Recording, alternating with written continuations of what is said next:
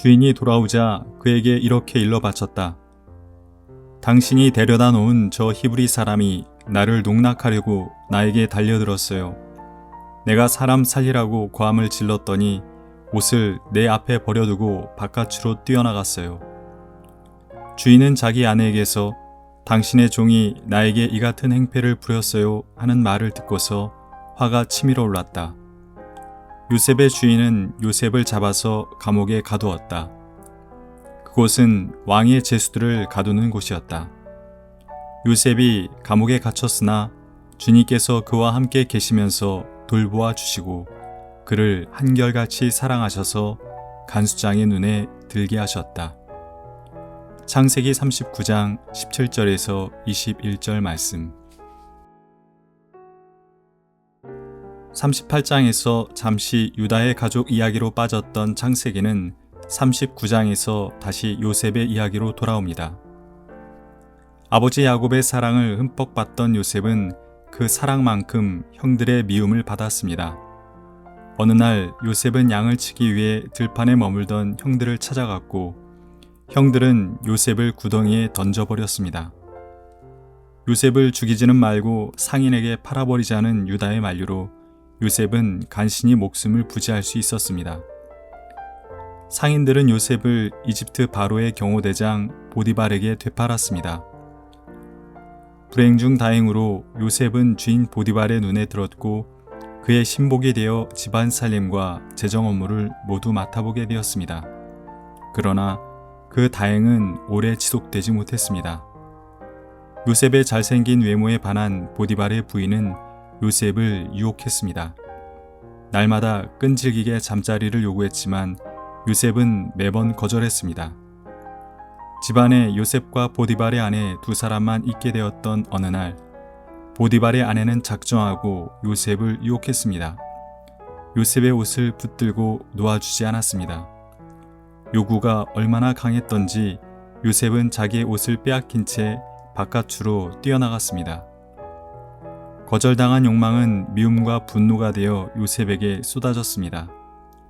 보디발의 아내는 요셉이 자신을 욕보이려 하다가 자신이 저항하자 도망갔다고 내 손에 있는 그의 옷이 증거라며 요셉을 몰아붙였습니다. 보디발이 돌아오자 그 아내는 자신이 꾸며낸 자초지정을 다 이야기했습니다. 보디발은 화를 냈고 요셉을 잡아 감옥에 가두었습니다. 비록 요셉은 감옥에 갇혔지만 다행히 간수장의 눈에 들어 감옥에서 일어나는 일들을 처리하는 사람이 되었습니다. 형제들의 미움을 받은 요셉은 구덩이에 던져져 노예로 팔려갔으며 노예살이 중 모함을 받은 요셉은 감옥에 던져졌습니다. 중간중간 주인과 간수장의 호의를 받기는 했지만 요셉의 삶은 추락의 연속이었습니다. 요셉의 삶을 객관적으로 보자면 철저히 하나님께 버림받은 자의 삶에 가까워 보입니다. 하나님께 큰 죄를 저지른 자가 벌을 받는 것처럼 보이기도 합니다. 그런데 아이러니하게도 39장에서 제일 많이 등장한 표현은 주님께서 요셉과 함께 계셔서 그를 돌보아 주셨다라는 표현입니다. 무려 4번이나 나옵니다. 그중 2구절만 읽어보면 다음과 같습니다. 주님께서 요셉과 함께 계셔서 앞길이 잘 열리도록 그를 돌보셨다. 요셉은 그 주인 이집트 사람의 집에서 살게 되었다. 주님께서 그와 함께 계시면서 돌보아 주시고 그를 한결같이 사랑하셔서 간수장의 눈에 들게 하셨다. 창세기가 요셉이 처한 현실과는 전혀 맞지 않는 표현처럼 보일 수 있는 구절을 계속 반복하며 강조하는 이유는 무엇일까요?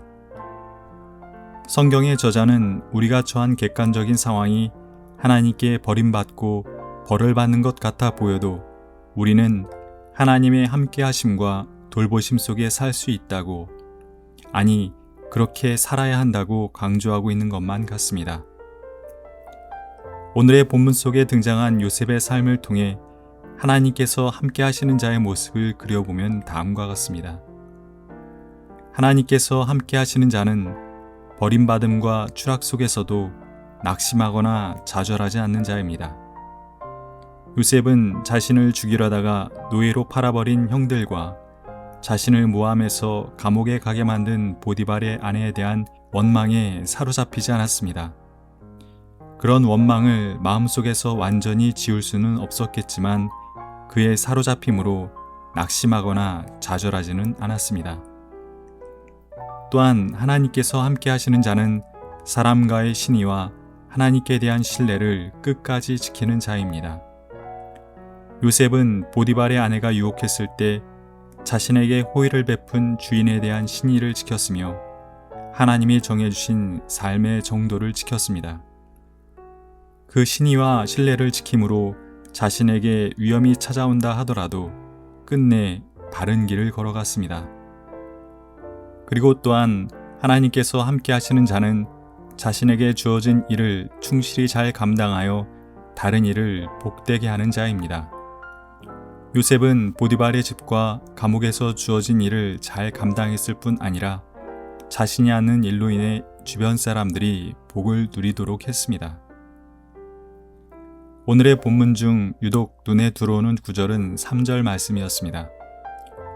그 주인은 주님께서 요셉과 함께 계시며 요셉이 하는 일마다 잘 되도록 주님께서 돌보신다는 것을 알았다. 요셉이 하나님께 버림받고 벌을 받는 것 같은 상황 속에서도 하나님께서 함께 계시며 돌보시는 삶을 살았다는 것을 제3자인 보디발이 증명하고 있습니다. 요셉은 그런 일이 가능함을 우리에게 보여주었으며 우리도 한번 그렇게 살아보라고 말하고 있는 것 같습니다. 하나님, 우리는 하나님께서 함께 하시고 돌보시는 자는 굉장한 복을 받고 아무런 어려움도 겪지 않는 사람으로 생각하며 살아왔습니다. 그러나 요셉은 하나님이 함께 하시는 자가 어떤 자인지를 새롭게 보여주었습니다. 요셉은 하나님께 버림받고 벌을 받는 것 같은 상황 속에서도 하나님과 함께하는 자로 살 수 있음을, 아니 그런 상황일수록 하나님과 함께하는 자로 살아가야 함을 우리에게 일깨워 주었습니다. 하나님, 상황과 여건에 따라 일희일비하는 자가 아니라 그 어떤 상황 속에서도 하나님이 함께 하시는 자가 되어 살게 해 주십시오. 아멘.